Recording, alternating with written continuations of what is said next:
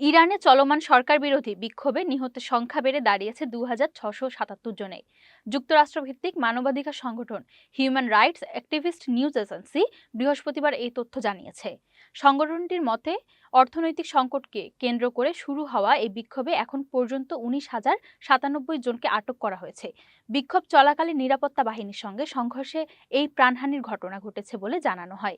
তবে ইরানের সরকারি কর্তৃপক্ষ এখন পর্যন্ত বিক্ষোভে মোট কতজন নিহত বা আহত হয়েছেন সে বিষয়ে কোনো আনুষ্ঠানিক তথ্য প্রকাশ করেনি।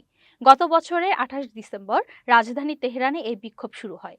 প্রথমে দোকানদার, ব্যবসায়ী ও ক্ষুদ্র ব্যবসার সঙ্গে যুক্ত লোকজন ধর্মঘট ও বিক্ষোভে নামেন। তাদের অভিযোগ ছিল লাগামহীন মূল্যস্ফীতি, দেশটির মুদ্রা রিয়ালের ব্যাপক অবমূল্যায়ন এবং ক্রমাগত অবনতি হওয়া অর্থনৈতিক পরিস্থিতি।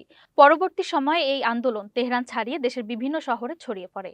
এতে শ্রমিক, শিক্ষার্থী সহ সমাজের বিভিন্ন শ্রেণী ও পেশার মানুষ অংশ নিতে শুরু করেন। ধীরে ধীরে অর্থনৈতিক দাবির পাশাপাশি এই বিক্ষোভ সরকার বিরোধী আন্দোলনে রূপ নেয়।